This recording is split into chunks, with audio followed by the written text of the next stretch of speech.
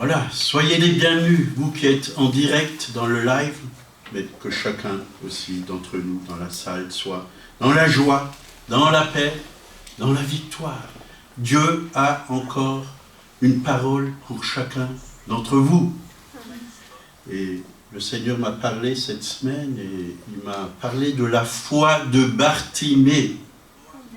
Et on va voir dans la parole comment Bartimée s'en est sorti.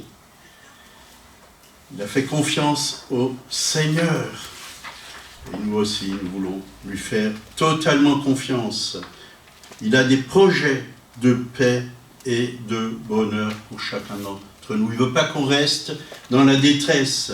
Il ne veut pas qu'on reste dans la dépression. Il ne veut pas qu'on reste dans la maladie. Il est le Dieu qui n'a pas changé. Il est le même hier, aujourd'hui et éternellement, dit la parole de Dieu.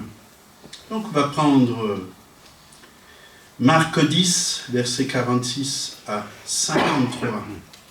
Ils arrivèrent à Jéricho, et lorsque Jésus en sortit avec ses disciples et une assez grande foule, le fils de Timée, Bartimée, mendiant, aveugle, était assis au bord du chemin. Il entendit que c'était Jésus de Nazareth, et il se mit à crier « Fils de David, Jésus, aie pitié de moi !» Plusieurs le reprenaient pour le faire taire, mais il criait beaucoup plus fort « Fils de David, aie pitié de moi !» Jésus s'arrêta et dit « Appelez-le » et ils appelèrent l'aveugle en lui disant « Prends courage, lève-toi, il t'appelle. » L'aveugle jeta son manteau et, se levant d'un bond, vint vers Jésus. Jésus, prenant la parole, lui dit « Que veux-tu que je te fasse ?»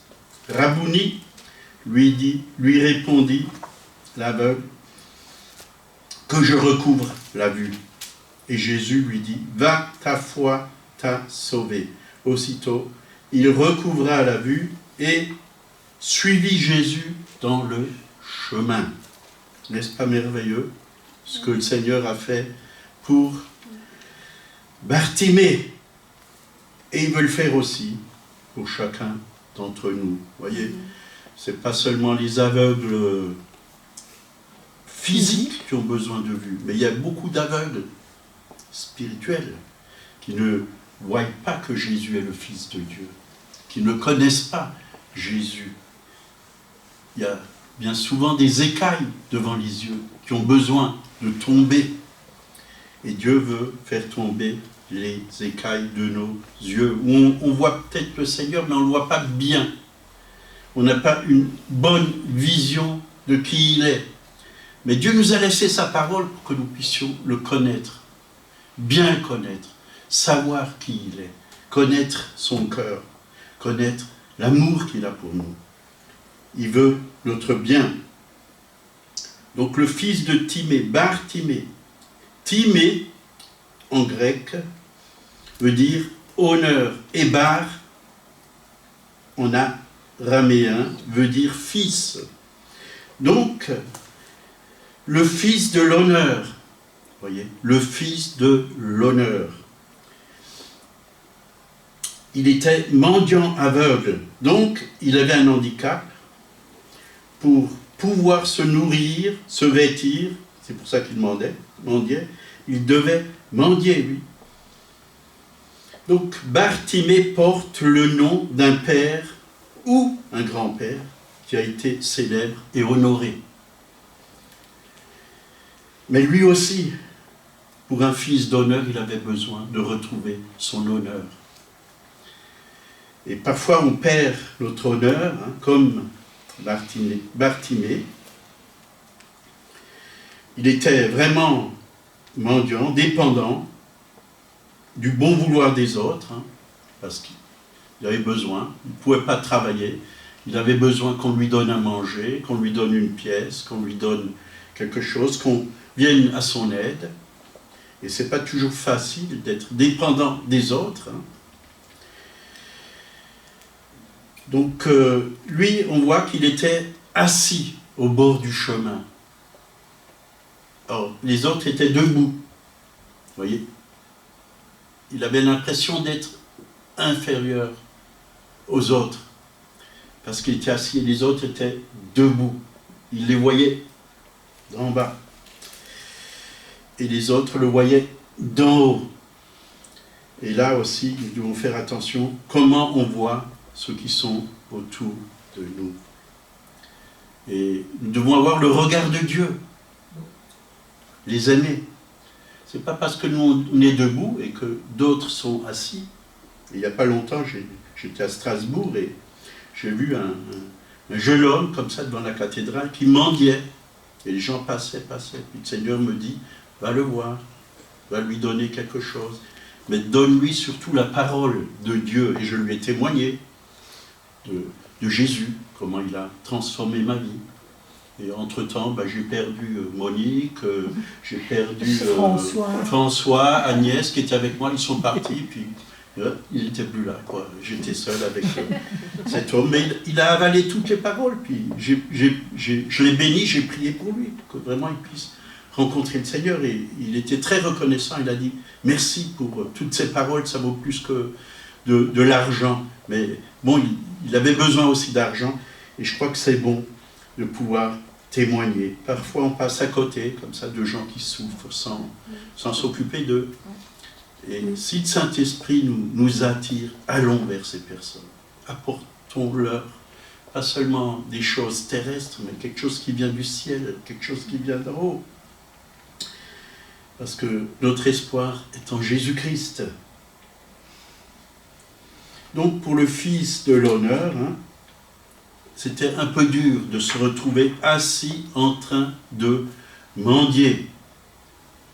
Mais gloire à Dieu. Il n'était pas sourd, ni muet. Il pouvait entendre, il pouvait parler. Voyez, ça c'est quelque chose de merveilleux. Il entendit que c'était Jésus de Nazareth qui passait.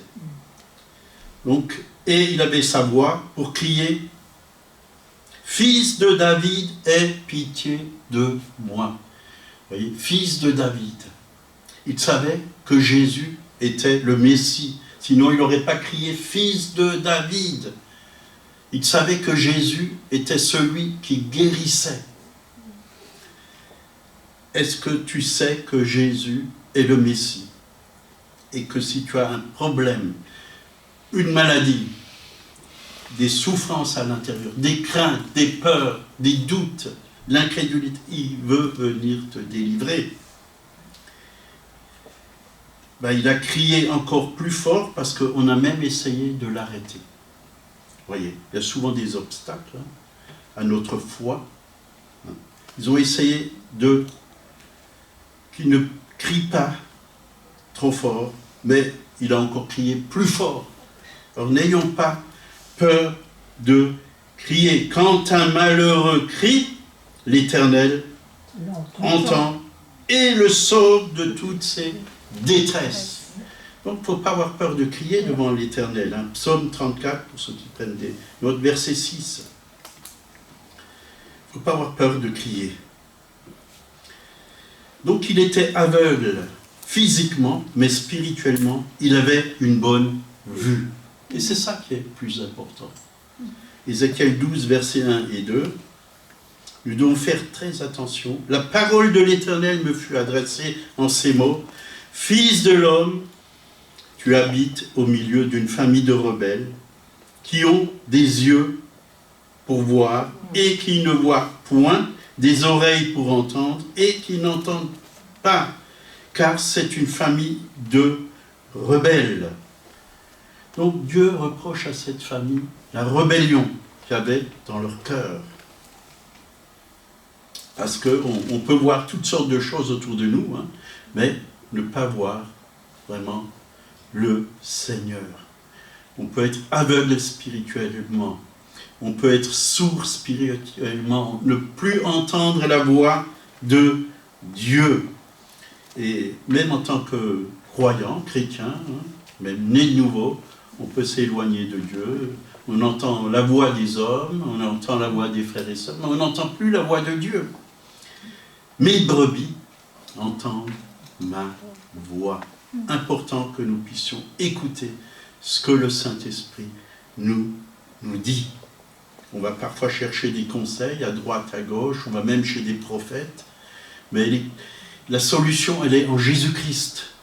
Et c'est ça qui est le plus important, de trouver en Jésus-Christ tout ce dont nous avons besoin. Il est notre source.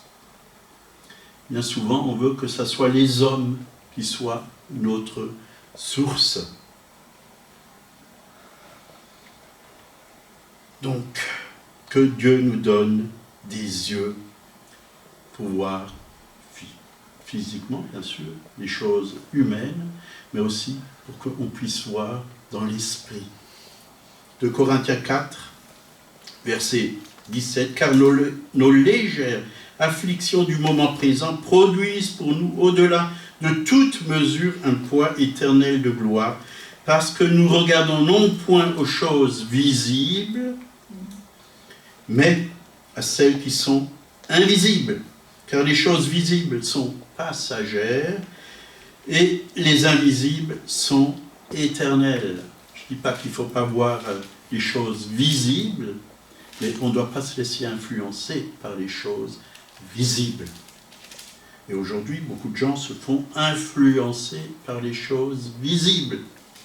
Ils regardent la télé et on annonce toutes sortes de mauvaises nouvelles. Mais Dieu veut nous annoncer une bonne nouvelle. Et quand on écoute les mauvaises nouvelles, il y a des craintes qui peuvent venir s'installer dans notre cœur.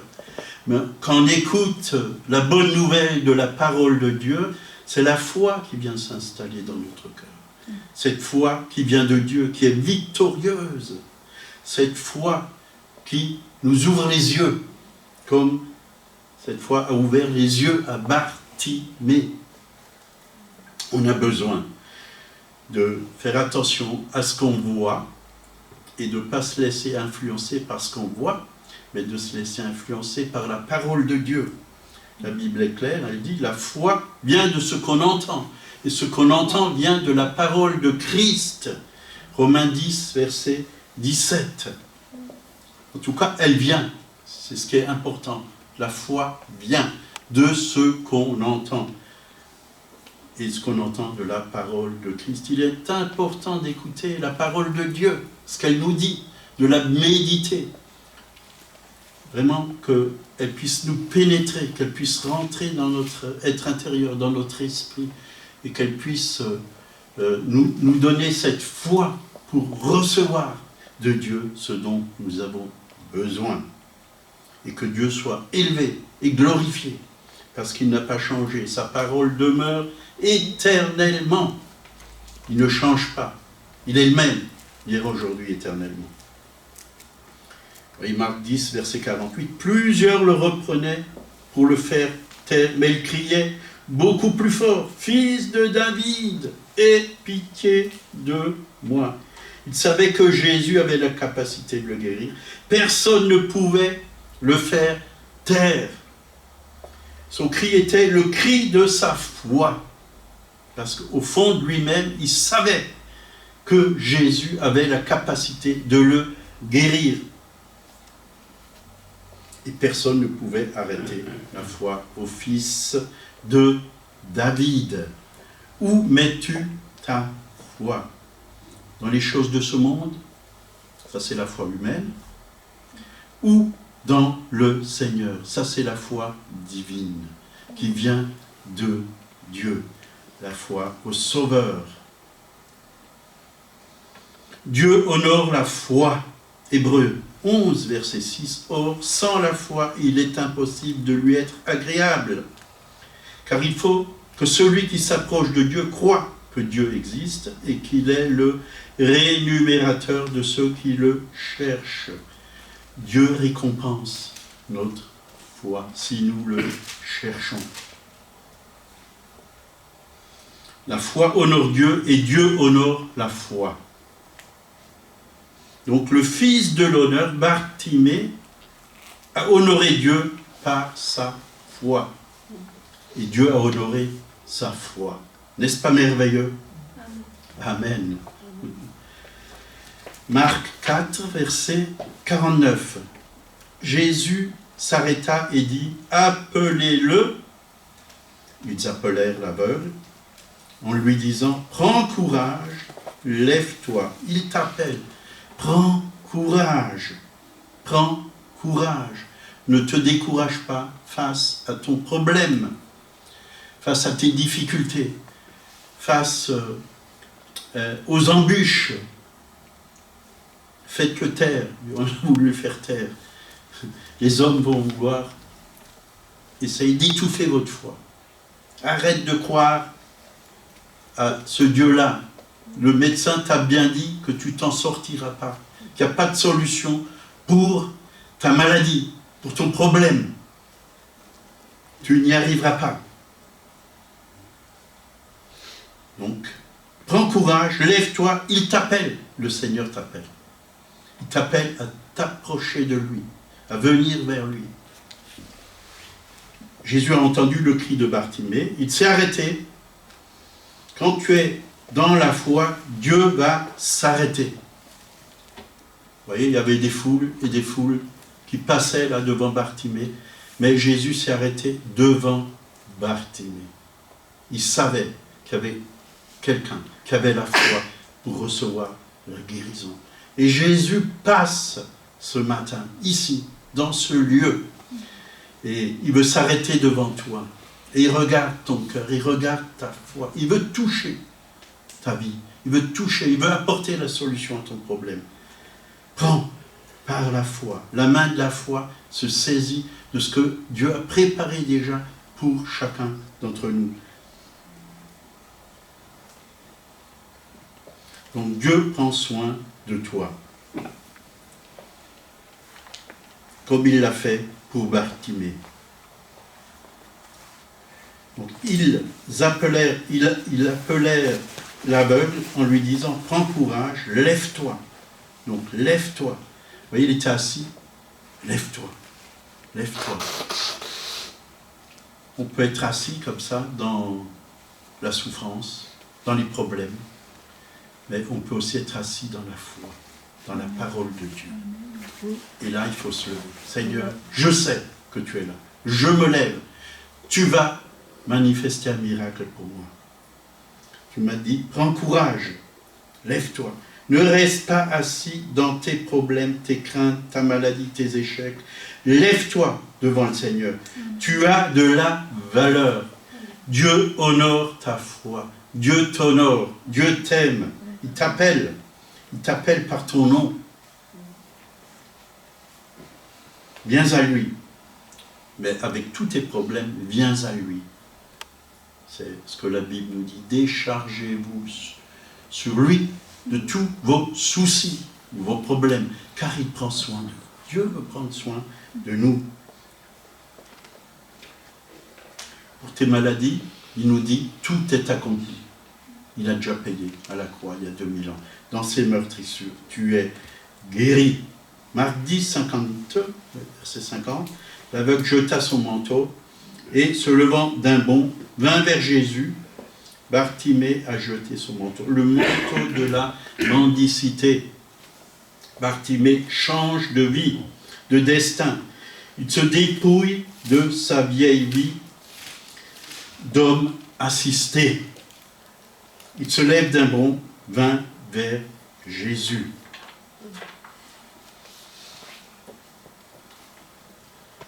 Il vint vers Jésus. Il fait un pas de foi. Jésus prend la parole, lui dit, « Que veux-tu que je te fasse ?» Donc Jésus donne la possibilité à Bartimée de s'exprimer. Donc Dieu connaît tout de nous, mais il aime que nous nous exprimons. Il aime qu'on exprime notre foi. Bartimée répond, « Rabouni ». Donc Rab en hébreu, c'est le nom, ça veut dire grand, mais Bouni veut dire maître, grand maître, grand maître.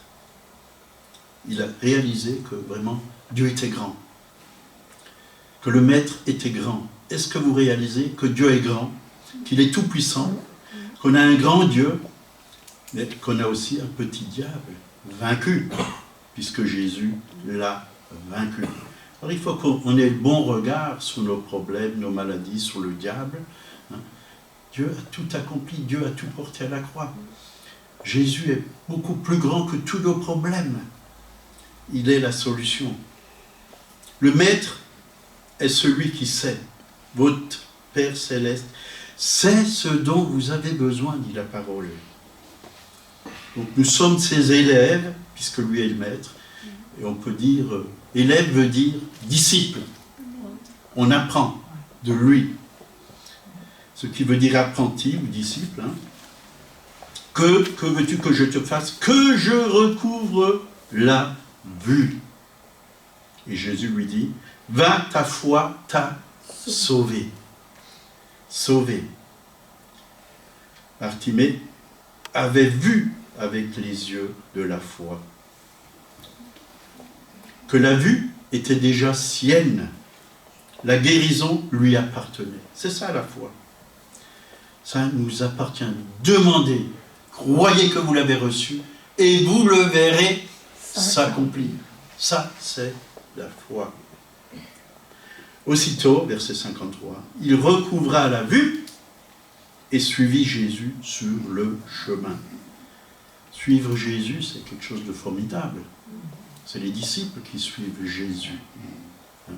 Quand Jésus avait guéri les 10 aveugles, il n'y en a qu'un qui est venu et qui a été reconnaissant. Les 10 autres, ils voulaient la vue, c'est tout ce qu'ils voulaient, mais ils ne voulaient pas venir vers Jésus pour être reconnaissant et peut-être même pas pour le suivre. Le mot sauver, donc, ta foi t'a sauvé, en grec signifie sozo, garder sain et sauf, délivrer du danger et de la destruction, sauver du périssement, de la maladie, redonner la santé, délivrer des peines du jugement par le Messie. N'est-ce pas merveilleux? Aussitôt il recouvra la vue et suivit Jésus sur le chemin. Jésus est le chemin, il n'y en a pas d'autre. Il est la vérité, il est la vie. Nul ne vient au Père que par moi. Voilà. Bartimée a rencontré le Messie, mais il savait qu'il y avait ce chemin qui le menait au Père, qu'il avait un Père dans le ciel qui s'occupait de lui, qu'il aimait. Et c'est important de connaître aussi notre Père céleste. Jésus, c'est notre grand frère, c'est notre sauveur. Mais Dieu le Père, important de connaître Dieu le Père. Donc il l'a suivi sur le chemin, Luc 9, versets 23 et 24. Puis il dit à tous, si quelqu'un veut venir après moi, qu'il renonce à lui-même, qu'il se charge chaque jour de sa croix et qu'il me suive. Car celui qui voudra sauver sa vie la perdra, mais celui qui perdra la vie à cause de moi la sauvera. Donc, il le dit pour tous, pas seulement aux apôtres, aux prophètes, aux évangélistes, aux pasteurs, aux docteurs, mais à tous. C'est-à-dire, nous devons renoncer à notre vie. Nous ne nous appartenons plus à nous-mêmes. Nous appartenons maintenant au Seigneur. On ne veut pas faire notre volonté, mais on veut faire la volonté de Dieu. S'abandonner totalement à lui. Et quand on s'abandonne à lui, c'est ça, prendre aussi sa croix. C'est aller sur son chemin. Et parfois, on ne sait pas où le Seigneur va nous emmener. Parfois, on reçoit comme ça un coup de fil, puis bon, le Seigneur nous dit, va visiter cette personne qui t'a téléphoné, elle a des problèmes, elle a besoin de toi, elle a besoin que tu l'écoutes, elle a besoin de ta prière, elle a besoin de ton amour, elle a peut-être besoin que tu lui donnes quelque chose pour l'aider. Alors, suivre Jésus, c'est la foi. Le juste vivra par sa foi, ou par la foi. On a vraiment besoin d'être de ceux qui suivent Jésus. Marc 10, verset 50, l'aveugle jeta son manteau, se levant d'un bond, vint vers Jésus. Donc, c'est-à-dire, on se débarrasse de notre vieille vie, de la vie du pécheur, des manteaux, du manteau sale, des habits sales. On se revêt de Christ, de cette nouvelle vie, de cette nouvelle identité qu'on a en lui. Et on le suit.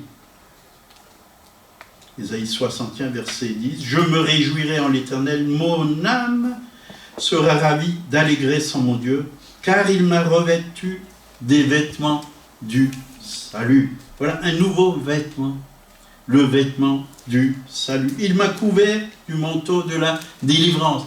Le salut, la délivrance, comme le fiancé s'orne d'un diadème, comme la fiancée se pare de ses joyaux. Voyez, Bartimée a reçu un nouveau vêtement, le manteau du salut, de la délivrance, de la justice, de la faveur de Dieu.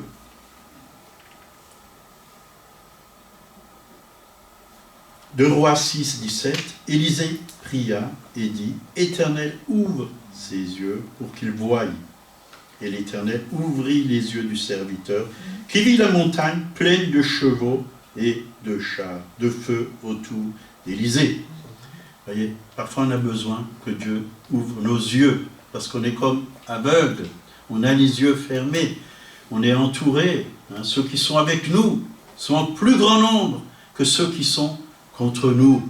Le vainqueur est avec nous. Les anges de Dieu sont en beaucoup plus grand nombre que les démons. Nous devons aller de l'avant. Nous n'avons pas à avoir peur. Donc, le prophète Élisée a prié afin que l'Éternel ouvre les yeux de son serviteur, pour qu'il voie ceux qui étaient naturellement invisibles. Donc, nous ne voyons pas qu'avec les yeux naturels. Prions pour que Dieu nous donne une nouvelle vision, qu'il ouvre nos yeux spirituels. On a besoin d'aller plus loin, quand on loue Dieu, comme ce matin, on ne réalise pas seulement qu'on est ici dans cette salle, mais on est devant le trône de Dieu. On est dans sa présence. Dieu est sur le trône. On l'adore, on le loue, on l'élève, on le glorifie. Et on n'est pas seul. C'est des myriades et des myriades d'anges et toute l'Église sur la surface de la terre qui le loue, qui l'adore. C'est glorieux quand on loue et on adore Dieu. Acte 26, versets 17 et 18. Jésus dit à Paul, « Je t'ai choisi du milieu de ce peuple et du milieu des païens, vers qui je t'envoie, afin que tu leur ouvres les yeux. » Il y a beaucoup de gens aujourd'hui qui ont les yeux fermés autour de nous, qui sont aveuglés. Ils ne voient pas Jésus comme leur sauveur. Pour qu'ils passent des ténèbres à la lumière et de la puissance de Satan à Dieu, pour qu'ils reçoivent par la foi en moi le pardon des péchés et l'héritage avec les sanctifiés. Amen. Amen. On s'arrête là, puisqu'on a l'assemblée générale. On va prier. Peut-être on va se lever pour la prière, ceux qui veulent, bien sûr. Vous n'êtes pas obligés, mais c'est bon de se lever devant Dieu. Lever les mains vers le ciel. Et on va demander à Dieu de manifester sa grâce sur chacun et chacune. Seigneur, merci parce que tu manifestes maintenant ta grâce sur mes frères et sœurs. Tu sais ce que chacun a besoin, Seigneur. Et que, comme Bartimée, nous puissions entendre de Jésus, ta foi t'a sauvé, ta foi t'a délivré, ta foi t'a rendu la vue, ta foi t'a guéri. Merci Seigneur, parce que tu ne changes pas, tel même hier, aujourd'hui, éternellement. Manifeste-toi, que ça soit sur Internet, que ça soit ici dans ce lieu, dans cette salle, que ta gloire vienne Seigneur, et que toi-même tu fasses ton œuvre en chacun d'entre nous. Au nom de Jésus, Amen. Amen. Soyez